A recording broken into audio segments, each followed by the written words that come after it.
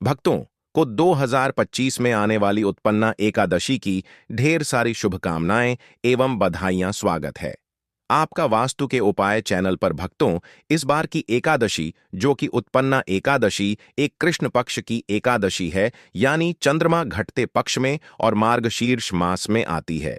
यह पहली एकादशी मानी जाती है शास्त्रों में, अर्थात जो कार्तिक मास की पूर्णिमा के बाद आने वाली कृष्ण एकादशी है। भक्तों, इस एकादशी को लेकर सभी के मन में कंफ्यूजन है। कुछ लोग बता रहे हैं कि यह एकादशी 14 नवंबर है को मनाई जाएगी, तो कुछ लोग 15 नवंबर को बता रहे हैं। तो आज हम आपकी इसी कंफ्यूजन को दूर करेंगे, साथ ही जानेंगे पूजा विधि, शुभ मुहूर्त, एकादशी व्रत कैसे करना है, क्या विधि है, क्या विधान है, शास्त्रों में एकादशी व्रत कैसे किया जाता है, पूजा का शुभ मुहूर्त क्या रहेगा, अभिजीत मुहूर्त क्या रहेगा, और तो और साथ ही जानेंगे कि एकादशी व्रत में क्या खाएं, क्या ना खाएं। इसी के साथ भक्तों, हम यह भी जानेंगे कि उत्पन्ना एकादशी के दिन वह कौन से कार्य हैं जो भूलकर भी नहीं करना है, अन्यथा माता लक्ष्मी श्री हरि विष्णु हो जाएंगे क्रोधित। सब कुछ जानेंगे इस छोटी सी वीडियो के माध्यम से। बस आपसे हमारा निवेदन यही है कि आप वीडियो को पूरा देखें ताकि आपको सब कुछ जानकारी अच्छे से समझ में आ सके। इसके लिए आपको वीडियो को पूरा देखना होगा, तभी आपको सही सटीक जानकारी प्राप्त होगी। वक्त तो बहुत ही ज्ञानवर्धक वीडियो साबित होने वाला है। साथ ही भक्तों, पूज्य गुरु जी ने अभी अभी अपनी विष्णु सहस्त्र नाम की कथा में उत्पन्न एकादशी के बारे में कुछ विशेष नियम और उपाय भी बताए हैं। जिस दिन जो भी मनुष्य इस दिन यानी कि उत्पन्न एकादशी के दिन इन कामों को करता है, तो उसके घर में इतनी धन दौलत आती है कि संभावना मुश्किल हो जाता है। साथ ही घर की तरक्की होने लगती है, रुपया पैसा हमेशा घर में आता है और टिकता है। भक्तों, अगर हम उत्पन्ना एकादशी के महत्व की बात करें तो इसका हिंदू धर्म में बहुत ही अधिक महत्व बताया गया है। उत्पन्ना एकादशी का व्रत बहुत पुण्यदायी माना गया है। जो भक्त इसे श्रद्धा एवं विधि से करते हैं, उन्हें पापों से मुक्ति, जीवन में कल्याण और स्वर्गलोक की प्राप्ति का अवसर मिलता है। शास्त्रों में कहा गया है कि इस व्रत की शुरुआत से ही एकादशी व्रत का सिलसिला सुचारू रूप से बढ़ाता है, यानी यह एक प्रकार से व्रत श्रृंखला की आरंभिका मानी गई है। तो चलिए भक्तों, आपका ज्यादा समय बर्बाद न करते हुए जानकारी आरंभ करते हैं। लेकिन जानकारी आरंभ करने से पहले आपसे हाथ जोड़कर निवेदन है, अगर जानकारी आपको जरा सी भी अच्छी लगे, उपयोगी लगे, तो आप वीडियो को जरूर लाइक कीजिएगा ताकि भगवान विष्णु और माता लक्ष्मी का आशीर्वाद आपको सीधे प्राप्त हो सके। और तो और जो कोई भक्त इस वीडियो को पहली बार देख रहे हैं, जो कि हमारे चैनल पर पहली बार आए हैं, तो चैनल को सब्सक्राइब जरूर कर लीजिएगा ताकि आने वाली नई वीडियो के नोटिफिकेशन आपको आसानी से प्राप्त हो सके। इसी के साथ इस वीडियो को अपने करीबी रिश्तेदारों में भी शेयर कीजिएगा ताकि और भी लोग इस जानकारी से लाभ की प्राप्ति कर सकें। तो चलिए वक्त तो जान लेते हैं। सबसे पहले बात करते हैं उत्पन्ना एकादशी कब है और शुभ मुहूर्त क्या रहेगा। फिर हम इसकी पूजा विधि के बारे में जानेंगे। भक्तों, आपकी जानकारी के लिए बता दें कि उत्पन्ना एकादशी का व्रत भगवान श्री हरि विष्णु तथा माता लक्ष्मी की कृपा प्राप्त करने के लिए रखा जाता है। यह व्रत अत्यंत पवित्र और पुण्यदायक माना गया है, क्योंकि इसी दिन एकादशी देवी का उत्पन्न होना हुआ था, जिन्होंने असुरों से देवताओं की रक्षा की थी। उत्पन्न एकादशी मार्गशीर्ष मास के कृष्ण पक्ष में आने वाली एकादशी है, जो पापों का नाश करने वाली और मोक्ष प्रदान करने वाली मानी जाती है। इस दिन श्रद्धापूर्वक व्रत, उपवास, पूजा, भजन, कीर्तन तथा भगवान विष्णु के नाम का स्मरण करने से सभी कष्टों का नाश होता है और मनुष्य के पिछले जन्मों के पापों का क्षय हो जाता है। कहा गया है कि जो व्यक्ति इस व्रत को श्रद्धा और नियम पूर्वक करता है, उसे न केवल सांसारिक सुख संपत्ति मिलती है, बल्कि विष्णु लोक की प्राप्ति होती है। माता लक्ष्मी इस दिन अपने भक्तों के घर में स्थायी रूप से निवास करती हैं, इसलिए यह व्रत धन, सौभाग्य और समृद्धि की प्राप्ति के लिए भी विशेष रूप से फलदायी होता है। उत्पन्ना एकादशी 2025 में शनिवार 15 नवंबर को पड़ रही है। यह मार्गशीर्ष मास के कृष्ण पक्ष की एकादशी है, जिसे भगवान श्री हरि विष्णु और माता लक्ष्मी की कृपा प्राप्त करने वाला अत्यंत पवित्र व्रत माना जाता है। इस दिन भक्तजन सुबह ब्रह्म मुहूर्त में स्नान करके शुद्ध वस्त्र धारण करते हैं और भगवान विष्णु की विधिपूर्वक पूजा करते हैं। इस वर्ष उत्पन्ना एकादशी व्रत का शुभ आरंभ 15 नवंबर शनिवार की प्रातः काल से किया जाएगा। पूजा का सबसे शुभ समय अभिजीत मुहूर्त रहेगा, जो प्रायः दिन में 11:45 से दोपहर 12:30 तक रहेगा। इस दौरान भगवान विष्णु की पूजा, मंत्र जाप और दीपदान करना अत्यंत मंगलकारी माना गया है। एकादशी तिथि का आरंभ 14 नवंबर की रात लगभग 10:02 से होगा और इसका समापन 15 नवंबर की रात 8:40 के आसपास होगा। अतः व्रतधारी जन 15 नवंबर को पूरे दिन व्रत रखकर भगवान की आराधना करें। व्रत का पारण, व्रत खोलना द्वादशी तिथि यानी 16 नवंबर 2025 रविवार की प्रातः 6:40 से लेकर 8:50 तक के बीच शुभ माना गया है। इस समय फलाहार या दूध दही से पारण कर भगवान विष्णु को धन्यवाद देना चाहिए। जो भक्त इस दिन श्रद्धा और सच्चे मन से उपवास रखते हैं, उन्हें सभी पापों से मुक्ति, लक्ष्मी कृपा और विष्णु लोक की प्राप्ति होती है। इसी के साथ भक्तों, हम जान लेते हैं कि उत्पन्ना एकादशी की पूजा विधि क्या रहेगी। जो महिलाएं या पुरुष एकादशी का व्रत रखे हुए हैं, अपनी व्रत की सफलता के लिए भगवान विष्णु, माता लक्ष्मी का आशीर्वाद प्राप्त करने के लिए सच्चे मन से व्रत रखते हैं, पूजा पाठ करते हैं, तो अवश्य ही फल की प्राप्ति होती है। तो चलिए जान लेते हैं पूजा विधि के बारे में सब कुछ। नियम सुबह से लेकर शाम तक के बिल्कुल ध्यानपूर्वक आपको सुनना है, ताकि आपसे कुछ भी जानकारी छूट ना जाए।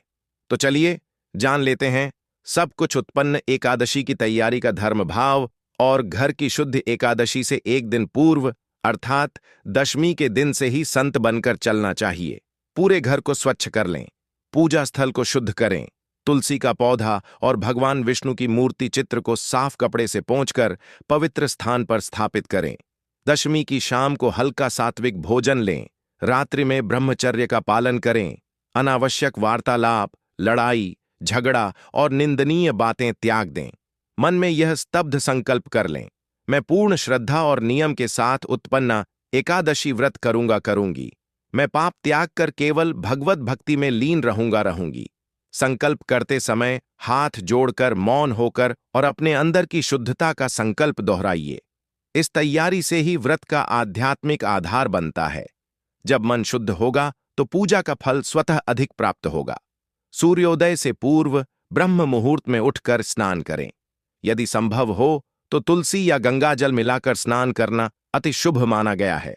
स्नान के बाद स्वच्छ पीले या हल्के वस्त्र धारण करें, क्योंकि पीला रंग विष्णु लक्ष्मी को प्रिय है और सात्विकता का प्रतीक है। पूजा स्थल पर थोड़ी मिट्टी से ऊंचा आसन बिछाकर उस पर भगवान विष्णु की प्रतिमा या चित्र और तुलसी का पल्लव रखें। पहले हाथ पैर धोकर और थोड़ी शुद्ध जल से पूजा स्थल को छिड़ककर दीप प्रज्वलित करें। पूजा की शुरुआत सरलता से आचमन और प्रणाम से करें।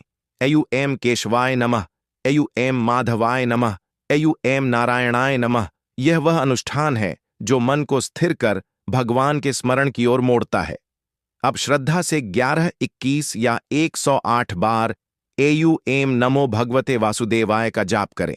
यह मंत्र विष्णु को आराध्य बनाता है और समस्त कृत्यों में आशीर्वाद का स्रोत है।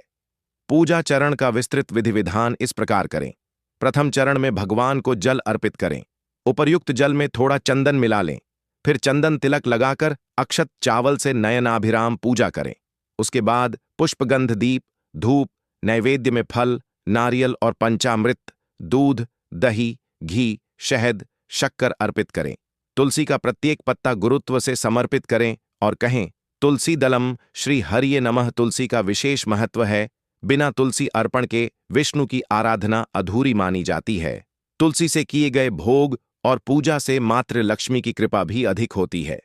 पूजा करते समय विष्णु सहस्त्र नाम अथवा विष्णु चालीसा का पाठ करें।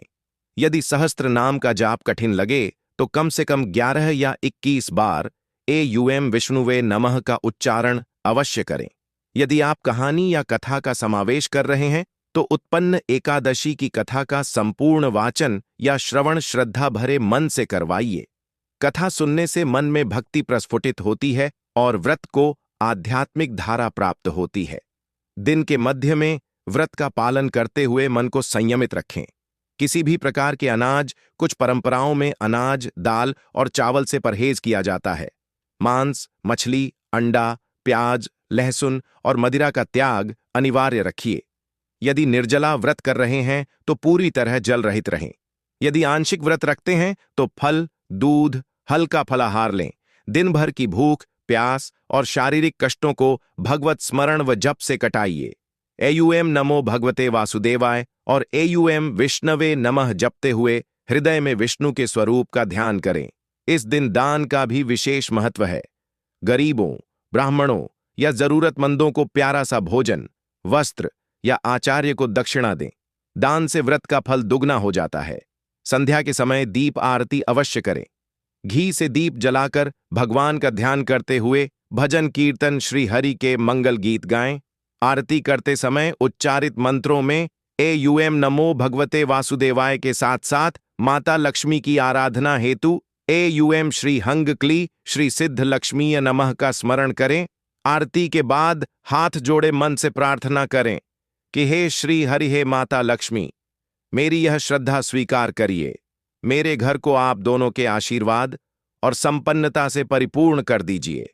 रात में संभव हो तो भजन कीर्तन या ध्यान समायोजन के साथ ही विश्राम करें, पर ध्यान रहे कि रात्रि में भी अशुद्ध विचार व अनुचित बोलचाल से बचना है।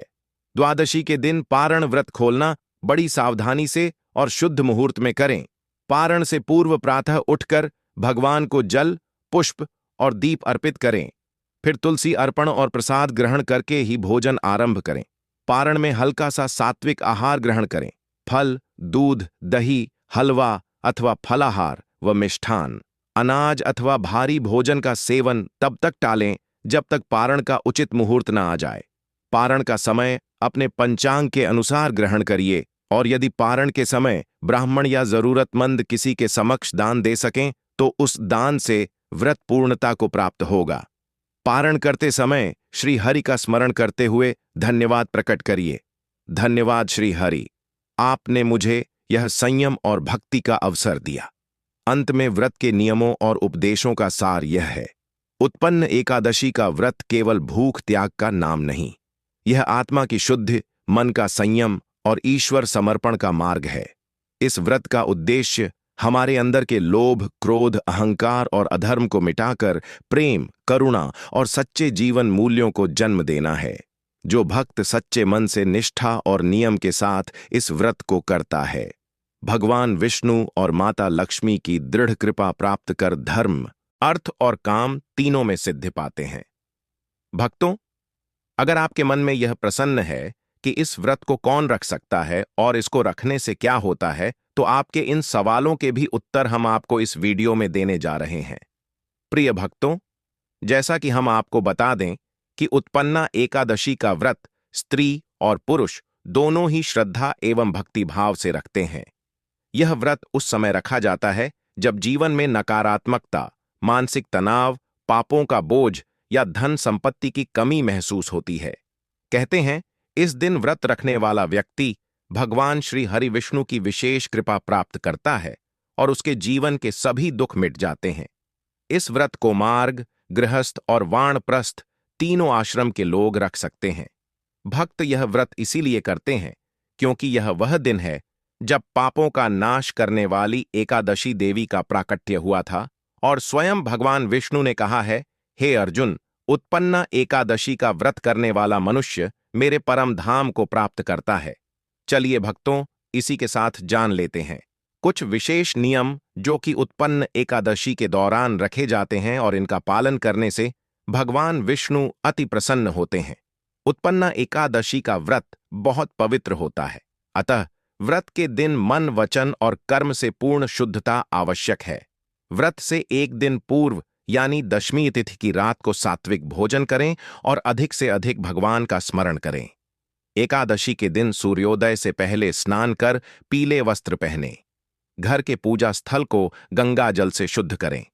फिर भगवान श्री हरिविष्णु का ध्यान करें और संकल्प लें, मैं भगवान विष्णु की कृपा के लिए पापों के शमन और मोक्ष प्राप्ति हेतु उत्पन्ना एकादशी का व्रत रखती हूं। व्रत के दिन भर मौन रहना, कथा पाठ करना, हरि नाम जपना और भोजन का त्याग करना श्रेष्ठ माना गया है। यदि पूर्ण उपवास न कर सकें तो केवल फल, दूध या जल ग्रहण करें। वक्त पूज्य गुरु जी ने उत्पन्ना एकादशी व्रत में कुछ ऐसी वर्जित वस्तुओं के बारे में बताया है जिनका सेवन भूल कर भी नहीं करना चाहिए, अन्यथा घर में कंगाली आ जाती है। तो वह कौन सी वर्जित वस्तु है, उनके बारे में भी हम आपको बता देते हैं।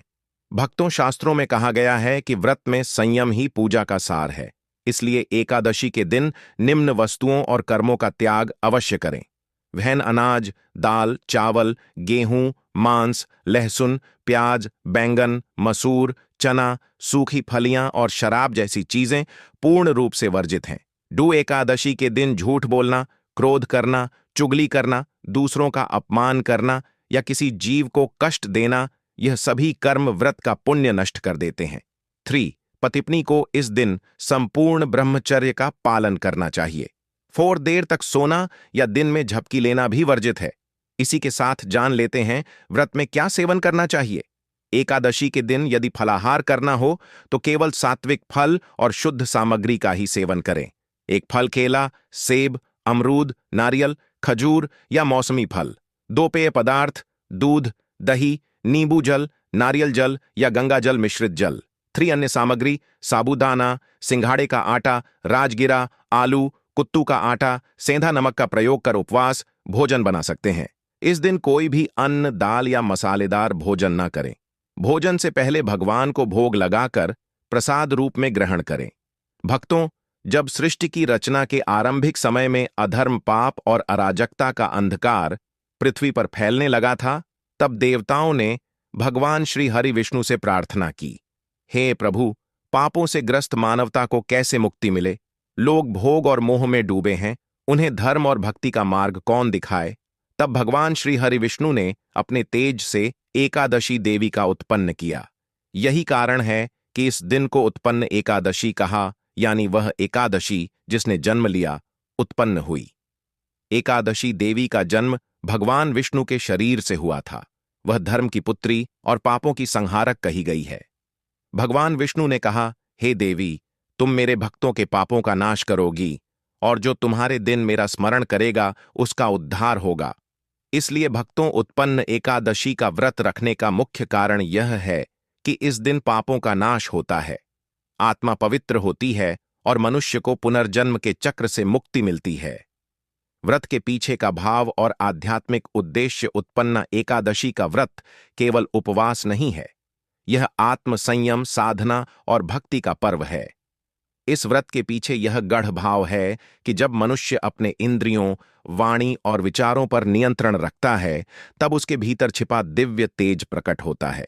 इसलिए एकादशी व्रत का अर्थ केवल भोजन त्यागना नहीं, बल्कि पाप, क्रोध, लोभ, द्वेष और अहंकार का त्याग करना है। इस दिन व्रत रखने से व्यक्ति के पूर्वजों को तृप्ति मिलती है, देवता प्रसन्न होते हैं और स्वयं भगवान विष्णु भक्त के जीवन में प्रवेश कर लेते हैं। शास्त्रों में कहा गया है, एकादशी व्रत सर्वश्रेष्ठ है। यह सभी तीर्थों से बढ़कर और यज्ञों से भी श्रेष्ठ है।